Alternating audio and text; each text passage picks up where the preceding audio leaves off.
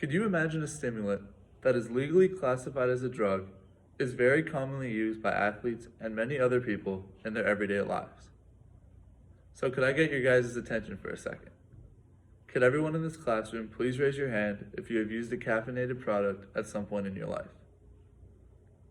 So as expected, many of you have used caffeine. One of the main reasons as to why people use caffeine is for its effects on energy, focus, and health, both mentally and physically. For many years, people have used caffeine to improve their focus and athletic performance. It has been scientifically proven that caffeine can improve mental concentration and performance in various sports.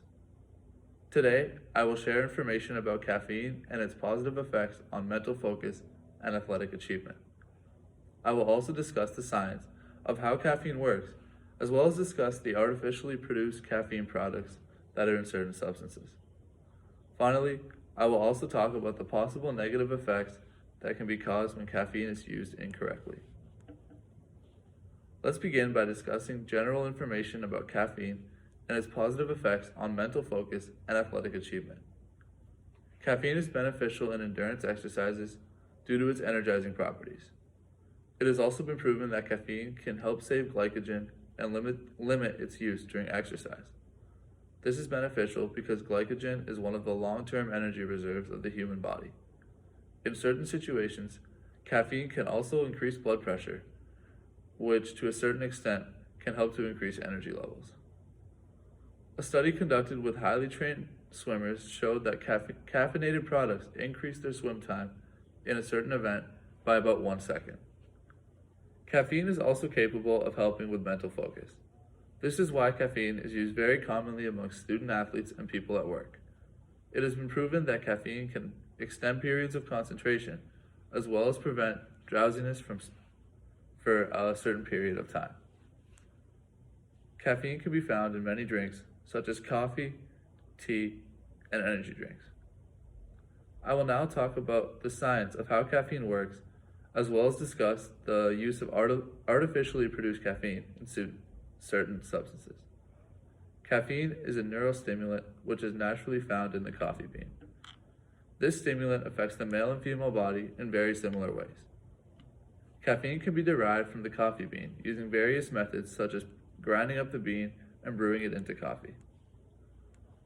While some caffeinated products contain natural caffeine produced by the coffee bean, there are some products that use artificial caffeine instead.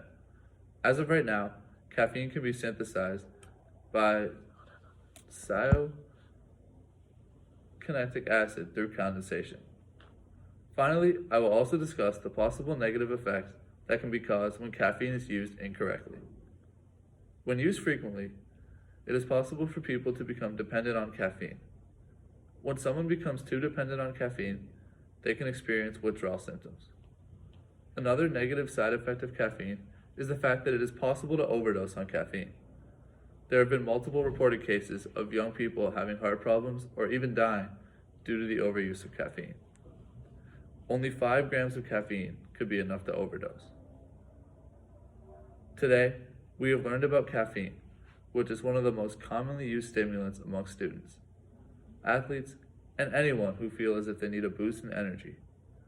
We learned about how caffeine is made, and we also learned about the positive and negative effects of caffeine. After conducting research on caffeine, it is clear that it is commonly used and it can be both beneficial and harmful in many ways.